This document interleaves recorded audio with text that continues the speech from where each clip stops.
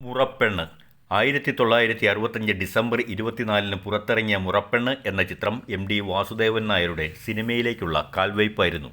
വള്ളുവനാടൻ മാനറിസങ്ങളും ഭാഷയും സിനിമയിൽ എത്തി. ജ്യോതിലക്ഷ്മി ആദ്യമായി മലയാളത്തിൽ അഭിനയിച്ച ചിത്രവും ഇതായിരുന്നു. സ്നേഹത്തിൻ്റെ മുഖങ്ങൾ എന്ന എം.ടിയുടെ കഥയെ ആസ്പദമാക്കിയുള്ളതാണ് മുറപ്പെണ്ണ്.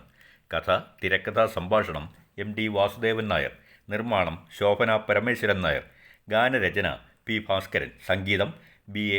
ചിദംബരനാഥ്, ആലാപനം എസ്. ജാനകി, ശാന്ത പി. നായർ, യേശുദാസ്, ചിദംബരനാഥ്, ലത രാജു. കടവത്ത് തോണി എന്ന ഗാനവും കരയുന്നോ പുഴ ചിരിക്കുന്നോ എന്ന ഗാനവും ഏറെ ഹിറ്റായിരുന്നു. ഛായാഗ്രഹണം എ. വെങ്കട്ട്.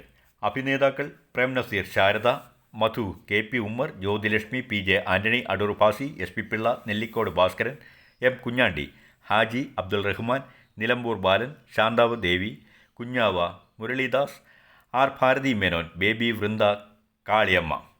സംവിധാനം എ. വിൻസെൻ്റ്. ഈ ചിത്രത്തിന് 1965 മികച്ച പ്രാദേശിക ചിത്രത്തിനുള്ള ദേശീയ പുരസ്കാരം ലഭിച്ചിട്ടുണ്ട്. കഥ: പ്രതാപവാനാണ് കുഞ്ഞികൃഷ്ണ മേനോൻ. അയാളുടെ ഭാര്യ ലക്ഷ്മിയമ്മ. മക്കൾ: കേശവൻകുട്ടി, ഭാഗി, സഹോദരി മാധവിയമ്മ. അവരുടെ 3 മക്കൾ: ബാലൻ, അനിയൻ, കൊച്ചമ്മണി. ഇത്രയും പേരുൾപ്പെട്ടതാണ് അയാളുടെ കുടുംബം. മരുമക്കളായ ബാലനും കേശവൻകുട്ടിയും കോളേജ് വിദ്യാർത്ഥികളാണ്. അവധിക്കാലത്ത് അവർ വീട്ടിലെത്തി.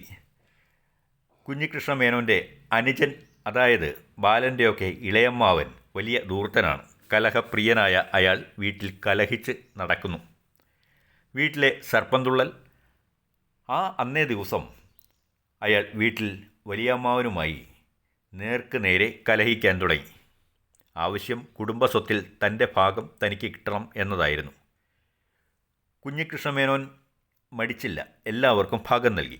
അതോടെ മാധവിയമ്മയും മക്കളും പുറംപറമ്പിലെ കൊച്ചു വീട്ടിലേക്ക് താമസം മാറുകയും ചെയ്തു. സ്വത്തല്ലേ ഭാഗം വെച്ചുള്ളൂ, സ്നേഹം പഴയതുപോലെ തന്നെ ഉണ്ടാകും, ലക്ഷ്മിയമ്മ കരുതി. എന്നാൽ അമ്മാവനും മരുമക്കളും തമ്മിൽ പിണക്കത്തിലാകുകയാണ് പിന്നീടുണ്ടായത്.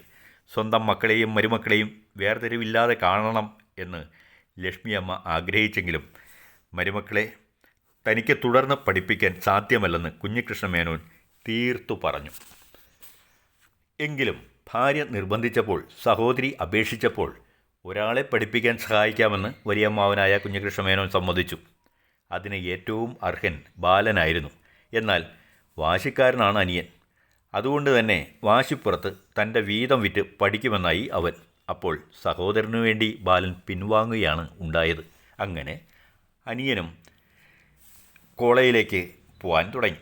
ബാലൻ കൃഷിക്കാരനായി വയലിലേക്കും മടങ്ങി. പഠിച്ചു മിടുക്കനായ അനിയൻ വലിയ ഉദ്യോഗസ്ഥനും പരിഷ്കാരിയുമായപ്പോൾ ബാലൻ ഒരു നാടൻ കൃഷിക്കാരനായി ജീവിതം തുടർന്നു. കേശവൻകുട്ടിയും കൊച്ചമ്മണിയും കൂടി വലിയ ഇഷ്ടത്തിലാണ്. ഇനി ഇത് വച്ച് താമസിപ്പിക്കാൻ കഴിയില്ല. ഉടനെ ആ വിവാഹം നടത്താൻ ബാലനും അമ്മയും തീരുമാനിച്ചു. വിവരം വലിയമ്മാവനെ അറിയിച്ചു.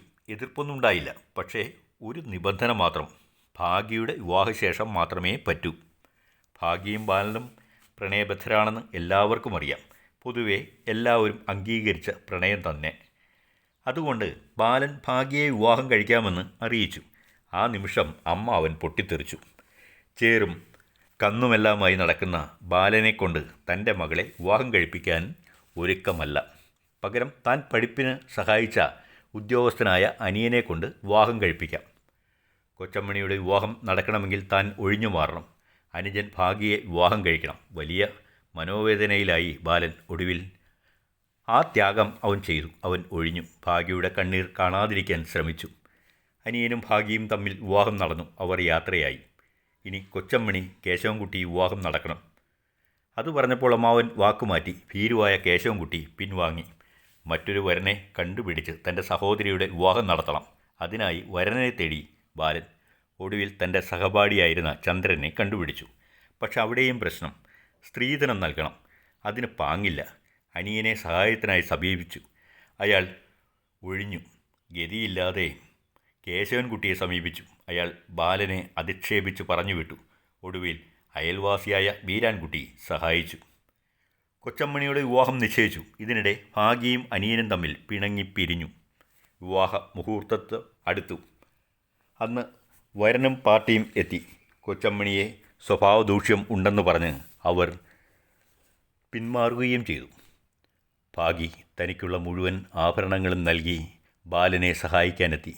ഇതിനിടെ മനം മാറ്റം വന്ന അനിയൻ വീട്ടിലെത്തി.